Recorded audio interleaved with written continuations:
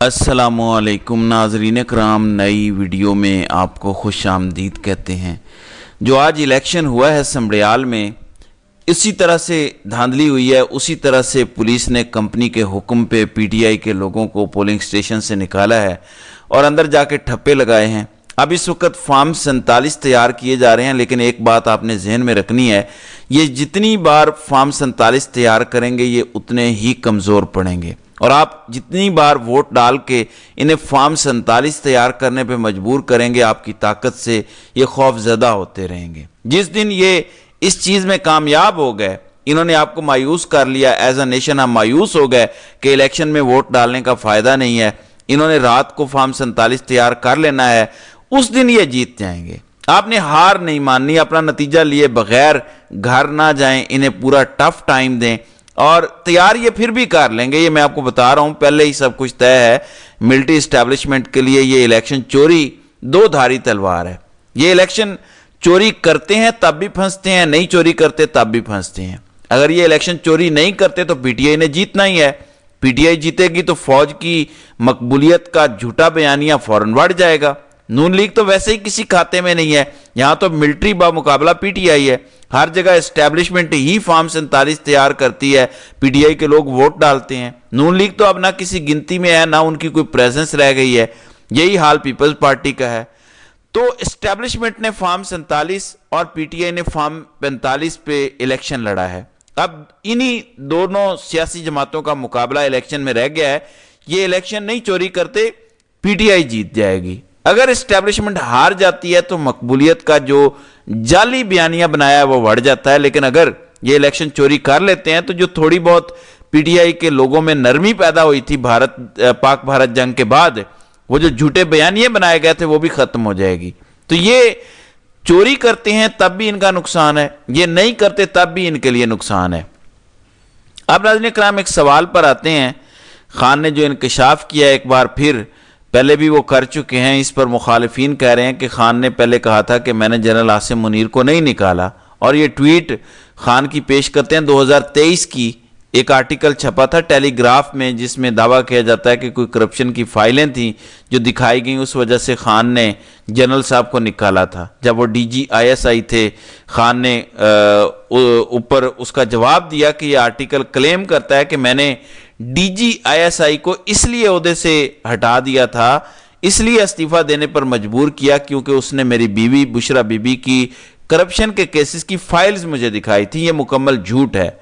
ना जनरल साहब ने मुझे अपनी बीवी की करप्शन के कोई सबूत दिखाए, ना ही इस वजह से मैंने उन्हें मुस्ताफ़ी होने के लिए कहा। यानी ये वजह नहीं बनी जिस वजह से मैंने उसे निकाला। ये जो बादशाह इस वक्त बाहर खड़े होकर कह रहा है कि मुझे क्यों निकाला और 2-2.5 साल से बदले ले रहा है कि क्यों निकाला, और नवाज शरीफ भी बदले ले रहा है, तो खान ने सिर्फ ये कहा कि करप्शन फाइलें वजह नहीं थी निकालने की। वो वजह आज तक खान ने नहीं बताई। एक बार कहा था खान ने कि मैं उनके साथ काम नहीं कर सकता था, इससे ज्यादा इमरान खान कभी नहीं बोले। फॉर एग्जाम्पल, आपको याद होगा जो एक फैमिली को भून डाला था सीटीडी ने, उस वक्त जनरल साहब डीजी आईएसआई थे, उनके अंडर हुआ था साहिवाल का जो सानिया था। फिर मास्टर टाइल्स वाला वाकया आपको पता है कि अरबों के भत्ते के वाकयात हैं। फिर एक जिक्र आता है ईरान जाके कोई ऐसी वैसी बात हुई थी उस तरह की, और बहुत सारी चीज़ें हैं। कुछ लोग ये कहते हैं कि ऑडिट रिपोर्ट जब आई और खान तक मालूमात पहुंची तो पता चला कि करप्शन हुई है। ये तो दूसरा नवाज शरीफ है। तो बहुत सारी बातें थी, जितने मुंह उतनी बातें, लेकिन खान ने कभी बताया नहीं है। जब तक इमरान खान नहीं बताएंगे, सिर्फ अंदाजे या तुक्के हैं कि किस वजह से निकाला था ये, लेकिन ये तय है कि करप्शन की फाइलों की वजह से निकाला था। ये उस ट्वीट में लिखा है।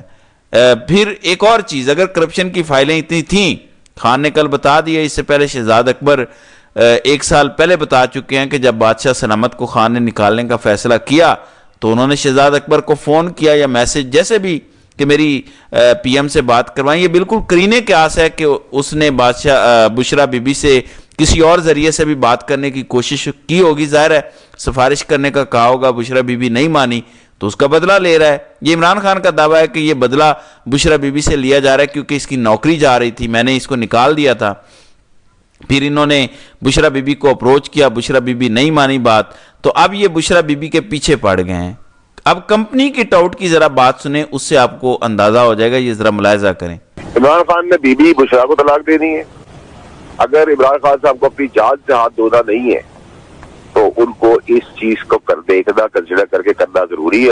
جی، اگر عمران خان صاحب کو اپنی جان سے ہاتھ نہیں دھونا تو ان کو بشرا بی بی کو طلاق دینی ہوگی. یہ کمپنی ٹاؤٹ بول رہا ہے.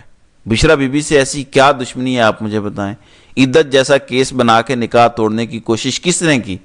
یہ غصہ کیا عمران خان سے نکالا جا رہا ہے؟ نہیں، یہ غصہ بشرا بی بی سے نکالا جا رہا ہے، جو ایک ذاتی بغض اور اناد ہے. اس کی وجہ سے پھر یہ کہانیاں ڈالی گئیں، اس کو نوکری سے نکالا گیا. تو آپ کو پتا ہے کہ 2 نمبر صحافیوں کو فوراً خبریں فیڈ ہونا شروع ہو گئیں. کہاں سے آ رہی تھی وہ خبریں؟ خان نے جی توشہ خانہ نکال لیا، بشرا بی بی نے فلاں سیٹ لے لیا، فلاں کر لیا. یہ 2019 سے شروع ہو گئی تھی خبریں.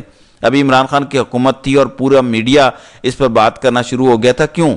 کون دے رہا تھا یہ خبریں؟ ظاہر ہے یہی صاحب میڈیا کو فیڈ کر رہے تھے خبریں، کیونکہ یہ ڈی جی ایم آئی رہ چکے تھے، ان کے پہلے سے رابطے تھے میڈیا سے. تو میرا سوال ہے کہ 5 سال گزر چکے 2019 کو، بلکہ 6 سال گزر گئے. وہ کرپشن کی فائلیں جو موصوف نے دکھائی تھیں خان کو بشرا بی بی کے خلاف، وہ کہاں ہیں؟ وہ آج تک کیوں سامنے نہیں آئی؟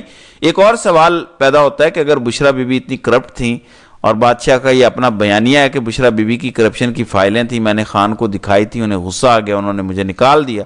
اگر بشرا بی بی کی کرپشن کی فائلیں آپ کے پاس تھیں تو اپنی نوکری بچانے کے لیے بشرا بی بی سے کیوں رابطہ کر رہے تھے؟ تب کیا وہ کرپٹ نہیں تھی؟ تب ان کی کیا فائلیں نہیں تھیں؟ پھر کیوں رابطے کر رہے تھے؟